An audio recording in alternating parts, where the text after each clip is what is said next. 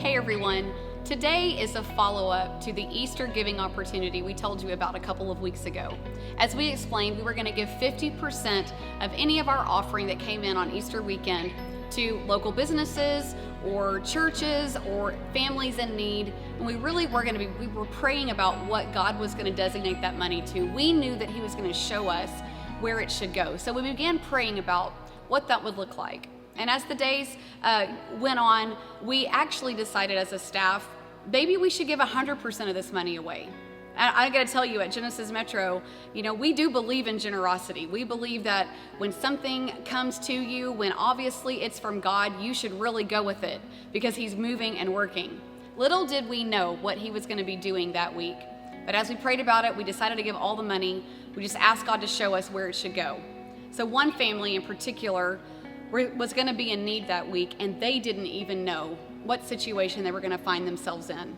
On the Wednesday after Easter, I got a phone call mid-morning, and it was to tell me that one of my dear friends who is here at Genesis Metro, that her house had caught fire the night before, and their family maybe had lost everything.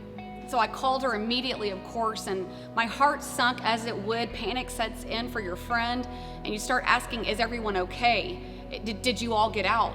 Do you need anything? Of course they need everything. What happened was that they lost the whole upstairs. A fire started in a closet upstairs, and the boys, their kids, lost all of their belongings. And everything downstairs is smoke and water damaged, and so there's just an immense mountain to climb now that they're sitting in. That was 3 days after we announced that we wanted to give and bless to people in our community that are standing in need during this season. And God just directed us to where that should go. I gotta tell you, watching people walk through tragedies, Tim and I sit in this seat where we do watch people walk through hard times of life and great times of life. And what never ceases to amaze me is the stories that God writes are always more mind-blowing than anything we could come up with. And so, of course, He already knew that this family was gonna lose pretty much everything that week. And their church was going to need to step up and step in and do something about it. So He positioned us and positioned them where we needed to be aligned in kingdom purposes. So it's been amazing to watch this family. You're going to hear about them in just a few moments. And not only that Easter giving opportunity, but the DNA of Genesis Metro Church really is all about people. A couple of years ago, if you have been here in the last couple of years, you've heard us talk about the Hope House. The Hope House is a home that the church purchased in order to be a place for people to land in a season of life where they just needed a break for a minute, whether it be single moms or a family in need. We didn't know exactly how God was going to use it, but we knew that we felt led to do that and help a particular family that year. And now the Hope House is empty, it's been vacated, and it's waiting.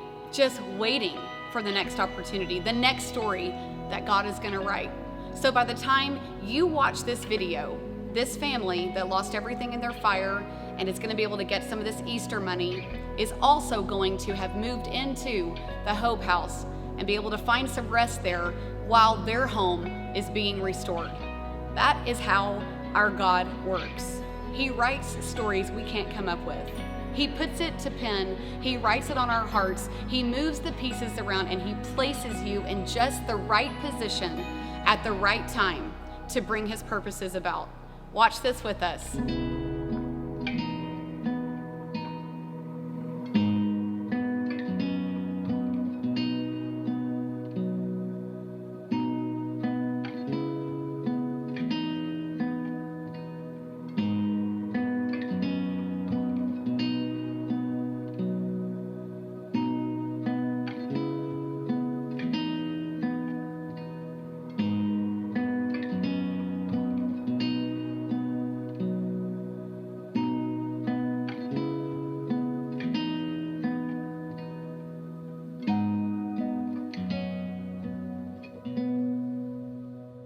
What has been your guys' experience so far about people reaching out and things like that?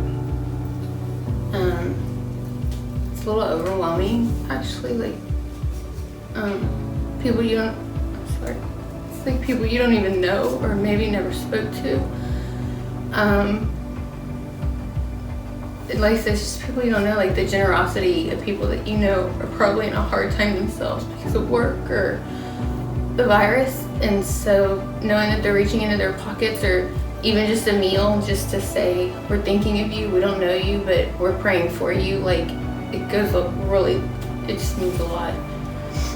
One of the things that we were talking about was whenever we were doing the Hope House, you were one of the ones that jumped in and you were like, yeah. And you had actually had something on your wall. Yeah. Do you remember what that said? It was wanting to help others, like to serve others, especially like business-wise. It's not something we get to do a lot. So at the time, the company I was with, it was wanting to serve others, like take the business into serving others and blessing other people. Like that was just my goal. It's not often sometimes in like title business you get to really do that and find a way to give back. So when this opportunity arose, I was talking with Carrie and I was like, do you think it's even crossed her mind that you sowed a seed to help and to give and to be generous, and a year and a half later that seed has grown into an opportunity that's going to help your family? Yeah, no, I would have never. You never imagine, or we always think it'll never happen to us, or we'll never be in that position to need help or to, and it's hard. It's hard to ask for help. Sure. So it's been humbling, to say, hey, We're in trouble. We're in trouble. We're sinking fast, and but I never imagined like. I just think that sometimes we don't even realize that the things we're doing today are going to be things that God brings around into a full circle, and so it's great. And I know the people of Genesis Metro, they just want to help always, and so the heart of Genesis Metro was to give some of the offering away. Originally it was 50%, and we decided to give 100%, and so just on top of all the blessings that we can give, and we're going to have a list of items that are still needed, but in addition to that, we'd like to give you guys $5,000 just to cover all the costs that are that aren't covered, just to do something that can help. And so we just want to say that we love you guys, and your church is here for you.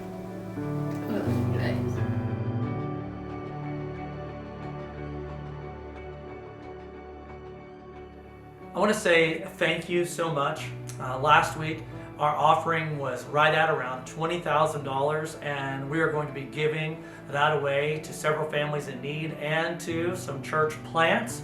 So we can't wait to bring that follow-up footage to you. We were going to give 50% of our offering, but after we prayed about it and considered it, we're going to just go ahead and give 100% away. And some people might say, well, why would you do that? Well, because in the kingdom, we don't operate from a scarcity mentality. We believe that God's the provider. And so I think that we wanted to demonstrate that by sowing these seeds that you guys have sown into us. We want to sow those back out into our community and to the kingdom. For our Easter services, we told our church that we wanted to take up an offering, and then we wanted to disperse it to families in need and churches that we could help with the kingdom. And we originally were wanting to give 50% of our offering away, but then after we prayed about it, we were like, no, let's just give it all away. And so a portion of that, we felt like number one church that we wanted to help out was Connect Church. And so my goodness. we want to give you guys $10,000. Oh my and God. if it'll help during this time, that's what we would like to do. And on behalf of Genesis Metro, this is our gift to you guys. Thank you, God. I didn't know if you'd need it or could use it. Well, yeah. See, she's good here. She's fine for me. I'll do it later. Wow. Thank you all so much. We love you. This means, y'all are already great. We rock your t-shirts around. We just People can't think we do go to it. Genesis. One of the girls loved it this summer, right? Yeah. Say that? Thank you guys so much. Yeah, This means yeah. the world to us. I mean, this is literally an answered prayer. Well, Literally an answered Awesome. prayer. I You love know, it. I love it. guys. our people, they love you guys, and you guys mean a lot to us and the things that you've brought to our church. And It was just a little over a year and 3 months ago that you were preaching about outrageous generosity. And so, full circle moment. It really is. COVID hit at the most inconvenient time. It's at the eve of the summer, which historically is tough months for most churches. So you got the spring, and that's your last stretch before you go into, the valley. And we've survived many valleys, but nothing could have prepared us for COVID. And when every month is by faith, we don't have reserve, we don't have paid staff. I'm not even on staff. We work 9 to 5s, and we, run businesses and things of that nature so that we can serve freely without really being a restraint for the ministry. And this has been the year for me to make an intentional move to actually go full time. So, I made that announcement at the beginning of the year, and then COVID hits mid-February into March, and I'm thinking, I don't know what you're up to up there, but you obviously got this whole thing figured out. And so it's been really tough. We've had to have very tough conversations. When I say tough conversation, it's tough conversations with our landlord. We don't own our building, so, immediately when COVID hit, there was an email that went out that said, hey, I know y'all can't have church, but we need you to honor your agreement. We will work with you as best as you can. They can. Now, I will say that we have been in a favorable position because we've received favor on every end and every angle. So he's been well to work with, but we understand he has liabilities and responsibilities. So his arrangement was, we're going to give you half off April, May, and June. Apply for the stimulus package, and then when they send you that, send me what they send you, and we'll be good. Well, we had all of these ideas of what was coming down the pike, and then you read the fine print. It says, oh, you got to have staff and paid staff, and most of our people, if all of our people, are contract, and so you can't really seek out help from that means. So it just became difficult. And so fast forward to yesterday, I'm gonna let her kick in from yesterday. I just think today's timing was, it had to be nobody but God. We've been looking at the budget every week, and giving has been down. Mm-hmm. And so while people are still logging in online, they're not hitting that give button. And so giving has been down. They're watching and forgetting. That's what's I think they want to give, they're just forgetting to give. That's what's happening. Is that what's happening? Absolutely. Okay.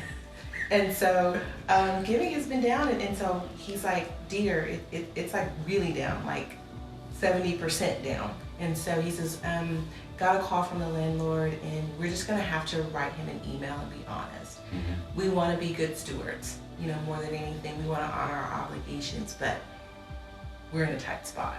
Mm-hmm. And he says, I'm just gonna have to let him know, this is what we can do, and this is what we can't do.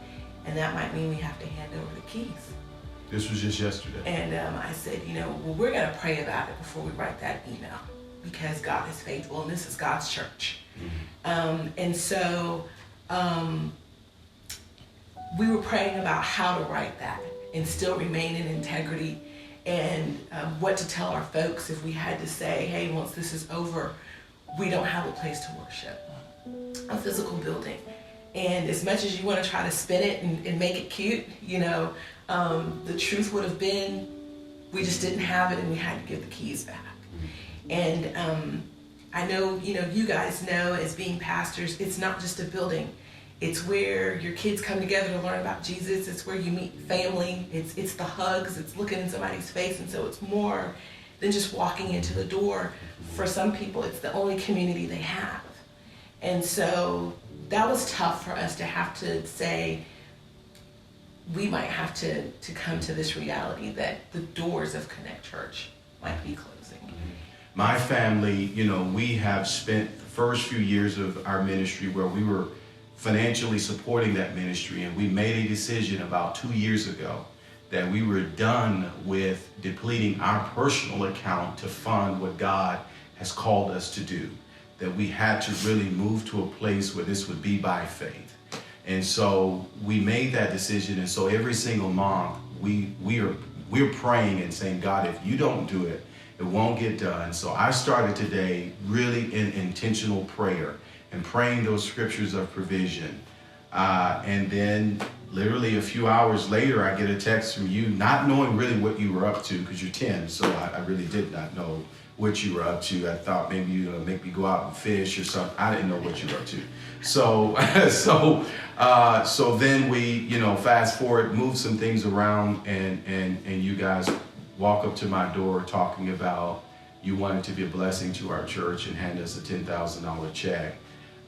It's almost near the amount, if not right at the amount of what the landlord is saying we would have to make up the difference for over the next 3 months. And so, and it's not just the exact amount, it's a little bit over. That's the kind of God that we serve. He doesn't just give you just enough, he gives you more than enough. And y'all are just blown. Now, she's cried for me. I'll cry in prayer a little bit later tonight or in the morning, just overwhelmed with God's gratitude, because I know this was a God moment, and to get a chance to experience what real ministry looks like, and for a church like Genesis Metro to reach out like at a church like mine, it means the world to me, and it lets me know that we're doing something right, that we really are being heard. Many years where we've given many years of sowing into the community and not getting anything back, and then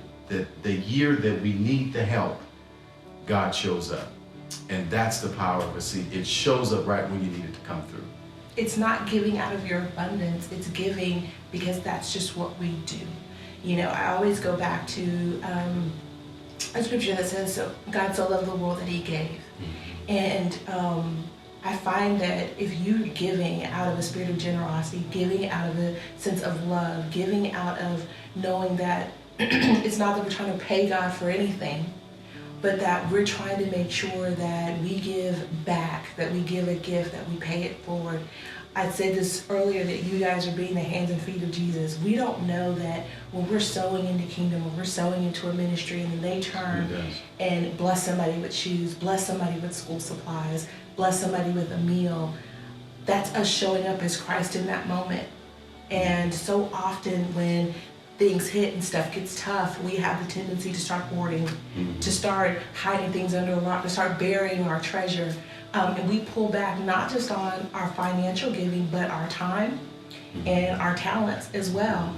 We go into these little cocoons, and I just refuse to let the enemy scare me into being stingy, scare me into pulling back on what it is that I know God has deposited me to share with somebody else. He doesn't get to, take that away from me. We are givers because we believe that it's more blessed to give than to receive. We believe that when we give, we get it back, good measure, pressed down, shaken together and running over. We give because God gave first. And so I just believe, wholeheartedly in what you said. It's not about even so much how much you give, but it's the faith in which you give it. It's the heart in which you give it. I don't believe that if you don't give, you're cursed and all that kind of stuff. But I believe when you give in faith, that God is obligated to move on your seed. And we've lived by our seed for so many years. I can't We've been homeless. We've had to live with people. We've been jobless. When you see seed, we're the product of that seed, and we have lived our lives through. We teach our children that we want you to see the value of what it means to really give and trust God. And something I led with even within our church, that this pandemic would not be my excuse for not honoring God. You guys, Genesis Metro, I want you, when you have a chance, I want you to look in the scripture. When I came and preached on generosity, I talked about how Paul was challenging the offering so that they can, the weak church was they were raising resources to help those that were in need. This is a direct representation of what Paul was actually communicating, that this church now who says we are in a position to bless, we're still involved in the pandemic, but the stress and the tension may not be as greater as it is for someone who may not be where we are. And this right here, I just believe that God is going to do something supernatural, not going to. He's already done it. You guys are just waiting to experience what was already done 2,020 years ago. And so I just happen to believe that supernatural provision is on Genesis Metro. Whatever tension with building projects, whatever it is, all that goes away because of what has taken place here. It's will they trust me when it's really not convenient to do so? When we could really be using these seeds and gifts for permits, for for maybe creating some favor, an open door, but instead we're gonna open the door for somebody else. And I just happen to believe, and I just, by my discernment, I just believe that this is the game changer for Genesis Metro. I want you guys to know something. In the ministry, it's a thing where your time is consumed with your people. We just don't have a lot of time that we get to do what we're doing right here, but it's good for the soul. And I knew when we left Frisco today and we were coming down here, I had no idea what he was going to talk about. I had no idea about this building. I had no idea. But I knew what he was going to say was what we needed to hear. So it's like a weird thing where you give a blessing, but you're getting a blessing. And so, what you just said for us, I guarantee every person in this room needed to hear that. And the people that are watching online, I'm assuming that are struggling, that are going through the difficulties, like the family that we just through video just saw. I mean, there's people that are hurting far worse than we can imagine, and that little bit of hope, maybe today, maybe this, is that hope that they needed. So we just want to say thank you. No, thank you guys. Thank you guys.